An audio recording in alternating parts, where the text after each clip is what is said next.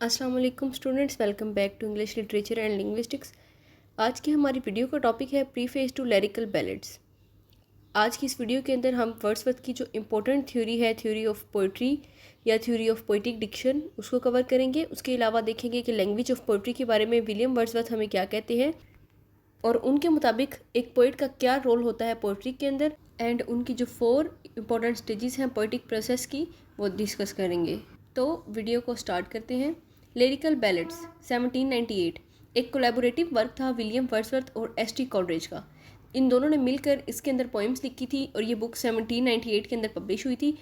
ये कलेक्शन थी 23 पोइम्स की टोटल, जिसके अंदर से वर्ड्सवर्थ ने 19 पोइम्स लिखी थी और कॉलरेज ने 4 पोइम्स लिखी थी। इस वर्क को इंग्लिश रोमांटिक एज का मैनिफेस्टो भी कहा जाता है, क्योंकि यहीं से रोमांटिक एज स्टार्ट हुई थी। क्योंकि वर्ड्सवर्थ ने एक new kind of poetry introduce करवाई थी जो उनकी कंटेम्प्रेरी एज में नहीं लिखी जाती थी। इन्होंने इस बुक का सेकंड एडिशन पब्लिश करवाया 1800 के अंदर, और उसमें इन्होंने एक प्रीफेस भी ऐड कर दिया। प्रीफेस क्या होता है? जब भी आप कोई बुक पढ़ें तो उसके स्टार्ट में एक प्रीफेस लिखा होता है, जिसको कहते हैं एक जनरल इंट्रोडक्शन।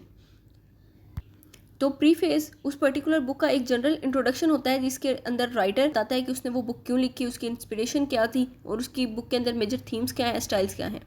और ये जो प्रीफेस टू लिरिकल बैलेड्स है, यही हमारी आज की वीडियो का टॉपिक है।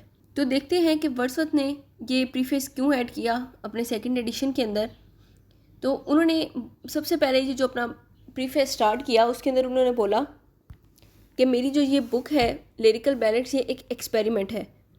The AIIMS and objective of his experiment would be clear. वो चाहते थे कि मेरे जो एम्स हैं, जो मेरे ऑब्जेक्टिव्स हैं इस बुक को लिखने के पीछे, वो क्लियर हो जाएं, वो लोगों को बता सकें।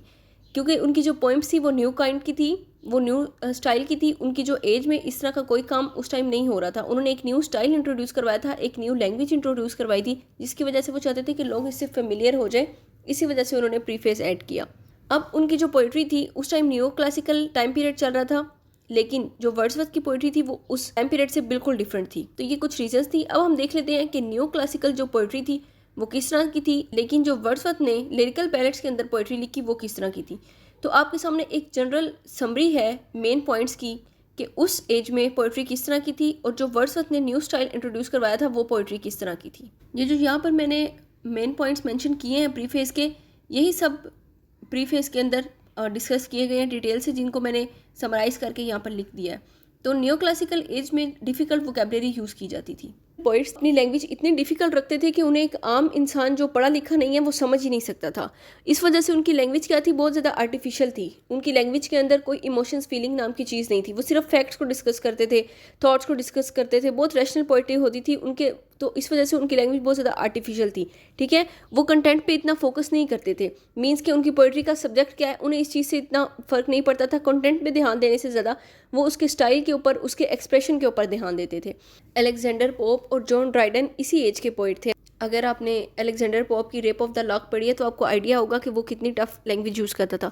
मोर यूज़ ऑफ लिंग्विस्टिक डिवाइसेस बहुत ज़्यादा यूज़ करते थे कि अपने सब्जेक्ट से ही बिल्कुल हट जाते थे।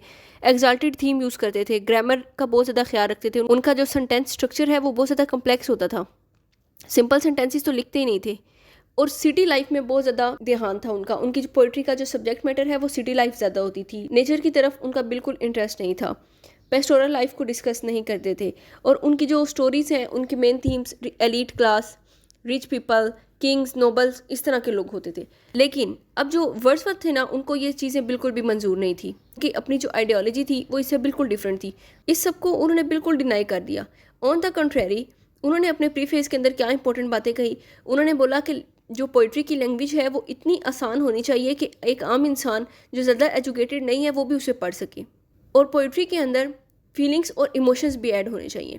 सिर्फ लॉजिक ही नहीं होना चाहिए, रैशनलिज्म ही नहीं होना चाहिए, बल्कि फीलिंग्स और इमोशंस भी होने चाहिए। फीलिंग्स और इमोशंस होंगी तभी लोग पोइट्री को खुद से रिलेट कर सकेंगे और वो पोइट्री के ज़्यादा क्लोज हो जाएंगे।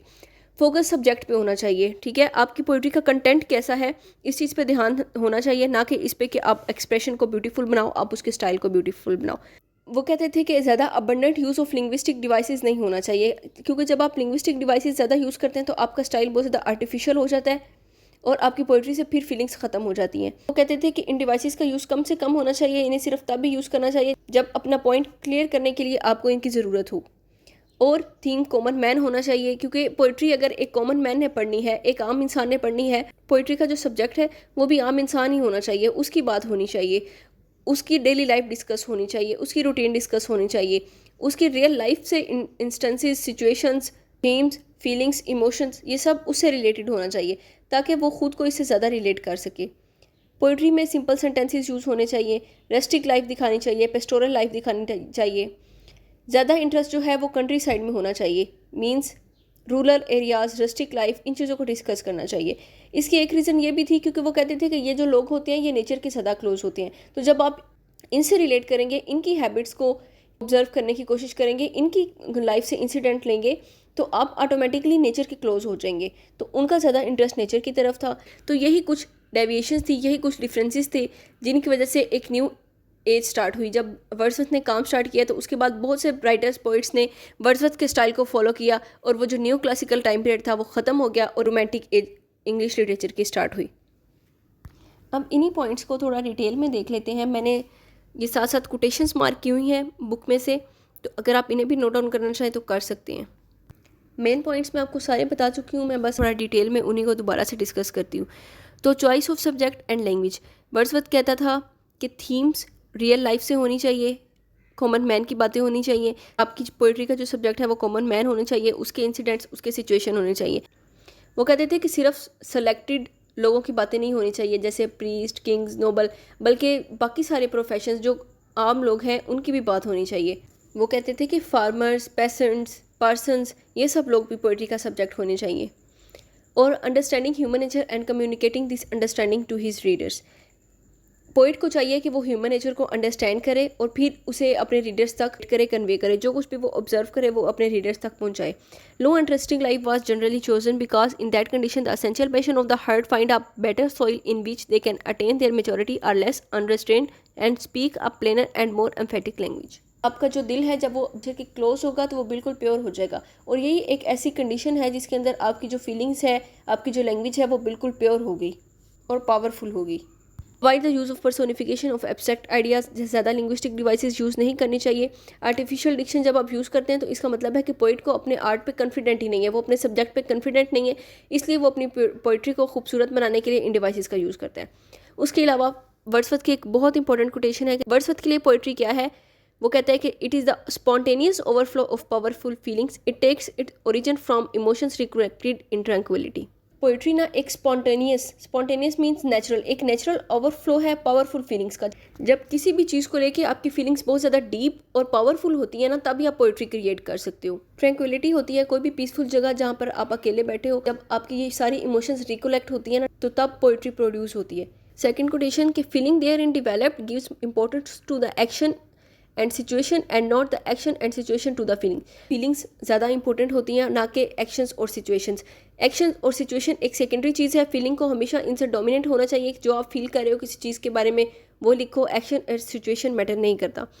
उसके अलावा वर्ड्सवर्थ कहता है कि पोइट्री और प्रोज की लैंग्वेज में कोई डिफरेंस नहीं है। अगर ये दोनों की सेम सोर्स है, मीन्स कि आपका सब्जेक्ट जब सेम है, जब आपने कॉमन मैन की बात करनी है, उसकी आइडियाज़ की, उसकी थीम्स की, उसकी लाइफ की बात करनी है, तो फिर दोनों में डिफरेंस किस तरह हो सकता है। जब सोर्स सेम है तो मटेरियल भी सेम होगा। लेकिन वर्ड्सवर्थ के जो फ्रेंड थे कोलरिज, उन्होंने थोड़ा सा उनको क्रिटिसाइज़ किया था इस बात में।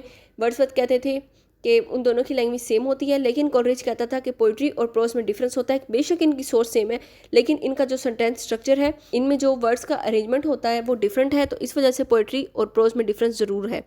इसके अलावा वर्ड्सवर्थ ने कहा था कि मीटर पोइट्री को बहुत ज़्यादा खूबसूरत बना देता है, लेकिन ये बिल्कुल भी पोइट्री के लिए नेसेसरी नहीं है। ऐसा नहीं है कि मीटर के बगैर पोइट्री लिखी नहीं जा सकती, लेकिन कोलरिज कहता है कि मीटर पोइट्री का एक नेसेसरी एलिमेंट है और इसे पोइट्री के अंदर ज़रूर होनी चाहिए। नेक्स्ट, वर्ड्सवर्थ ने पोइट के बारे में क्या कहा था, व्हाट इज़ पोइट। तो पोइट वर्ड्सवर्थ की नज़र में एक आम इंसान होता है, बाकी लोगों की तरह वो कोई एक्स्ट्रा ऑर्डिनरी पर्सन नहीं होता, एक आम ह्यूमन बींग है। लेकिन पोइट के पास कुछ एक्स्ट्रा क्वालिटीज़ होती हैं जो आम लोगों में नहीं होती, और वो क्वालिटीज़ क्या होती हैं। He is man among man, ये हमें पता है कि वो एक आम इंसान होता है। He has more lively sensibility, it's mean कि his reaction to outside impression is stronger, his emotions and reactions are more enthusiastic. वो बाकियों की निस्बत चीज़ों पे ज़्यादा रिएक्ट करता है, उनको ज़्यादा अच्छे तरीके से ऑब्जर्व करता है और फील करता है। इसके अलावा वो कहता है कि पोइट की जो इमेजिनेटिव पावर है वो ज़्यादा स्ट्रॉन्ग होती है। नेक्स्ट वो कहता है कि he has a greater knowledge of human nature nature के बारे में पोइट को ज़्यादा अच्छे से पता होता है और उसकी सोच मोर कम्प्रीहेंसिव होती है।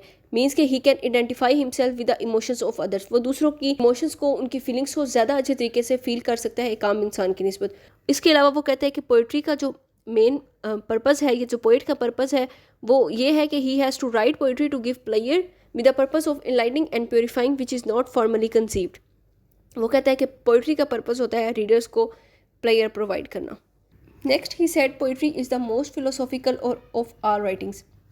वो कहता है कि पोइट्री जो है वो बाकी सारी राइटिंग्स से सुपीरियर होती है, इवन साइंस से भी ज़्यादा सुपीरियर होती है पोइट्री। ही सेड कि हिस्ट्री डील करती है पर्टिकुलर फैक्ट्स के साथ, लेकिन फिलोसफी डील करती है एब्स्ट्रैक्ट ट्रूथ्स के साथ, और पोइट्री इन दोनों से ज़्यादा इंपॉर्टेंट और फिलोसॉफिकल इसलिए है क्योंकि वो इन दोनों के साथ डील करती है, तो वो ज़्यादा बेटर हुई। नेक्स्ट उसने 4 स्टेजेस बताई थी अपनी पोइटिक क्रिएशन की। वो कहता है कि पोइटिक प्रोसेस जो होता है वो 4 स्टेजेस में डिवाइडेड होता है। फर्स्ट स्टेज है observation, second recollection, third contemplation and fourth revival. Okay, जैसे आपने एक सीन देखा, आप एक ब्यूटीफुल नेचुरल इन्वायरमेंट में हो, आपके आसपास माउंटेन है, रिवर है, अच्छी हवा चल रही है, वो आपका मूड बहुत अच्छा हो गया है। ये क्या हो गया? ऑब्जर्वेशन होगी, आपने सब कुछ वहाँ पे ऑब्जर्व किया कि क्या चीज़ कैसी थी। नेक्स्ट स्टेज है रिकोलेक्शन। अब जब आप घर आए हो, आप ट्रैंक्विलिटी में बैठे हो अकेले पीसफुल जगह पर, तो अब आप उन थॉट्स को रिकोलेक्ट करते हो, उन्हें दोबारा इमेजिन करना स्टार्ट करते हो। नेक्स्ट स्टेज है कंटेम्पलेशन। अब आप उनके बारे में सोच रहे होते हो कि हाँ मैं वहाँ पर बैठकर कैसा फील कर रहा था, ठीक है, हर चीज़ कैसी थी। अब उन चीज़ों के बारे में जब कंटेम्पलेट करते हो तब फोर्थ स्टेज आती है रिवाइवल। मीन्स कि अब आप खुद को ना दोबारा उसी जगह पर फील करने लग जाते हो। रिवाइवल क्या होता है? The poet is once again in a similar emotional excitement to what he experience when he first saw the object. और यही वो स्टेज है जहाँ से कंपोजिशन स्टार्ट होती है। In this mood composition generally begins. तो यहाँ से आपको पता चला कि वो किस तरह कहता है कि पोइट्री जो है वो स्पॉन्टेनियस ओवरफ्लो है फीलिंग्स का। मीन्स कि ये एक नेचुरल ओवरफ्लो है, ये खुद ही आपके माइंड में आती है, जब आप फील करते हो तो आप लिखते रहते हो। नेक्स्ट वर्ड्सवर्थ कहता है कि मैं अपनी जो ये पोइट्री है, ये जो मेरा राइटिंग स्टाइल है, मैं इसमें कुछ भी चेंज नहीं करूँगा। चाहे क्रिटिक्स जो हैं वो मेरे इस वर्क को क्रिटिसाइज़ करें, क्योंकि ये बिल्कुल न्यू है, ऐसा कुछ भी पहले आज तक लिखा नहीं गया। मेरा स्टाइल, मेरी लैंग्वेज, मेरा सब्जेक्ट सब कुछ डिफरेंट है। तो शायद क्रिटिक्स इस बात को बहुत ज़्यादा क्रिटिसाइज़ करें, क्योंकि वो कहता है कि पोइट और राइटर वही होता है जो अपने आर्ट पर कॉन्फिडेंट होता है और उसे किसी के भी कहने पे चेंज नहीं करता। दैट्स वाई मैं भी इसमें कुछ भी चेंज नहीं करूँगा। और लास्ट पर उसका प्रीफेस एंड होता है, उसमें वो अपने रीडर से एक रिक्वेस्ट करता है कि आप मेरी पोइट्री को ओपन माइंड के साथ पढ़ें। इससे पहले जैसी कुछ भी एक्सपेक्टेशंस ना रखें। मीन्स के आप ऐसा ना सोचें कि इसमें न्यू क्लासिकल एज का कुछ भी होगा या वैसी पोइट्री होगी। आप इसे ओपन माइंड के साथ पढ़ें और फिर खुद जज करें कि ये पोइट्री आपसे रिलेट करती है या नहीं करती, और आपको अपनी तरफ कैप्टिवेट करती है या नहीं करती। इसी के साथ हमारा आज का लेक्चर ख़त्म होता है। फीडबैक देना मत भूलिएगा। अगर आपको कोई एम्बिग्विटी हो तो आप मुझसे कमेंट में पूछ सकते हैं। आज के लिए इतना ही, मिलते हैं नेक्स्ट वीडियो में, तब तक के लिए अल्लाह हाफिज़।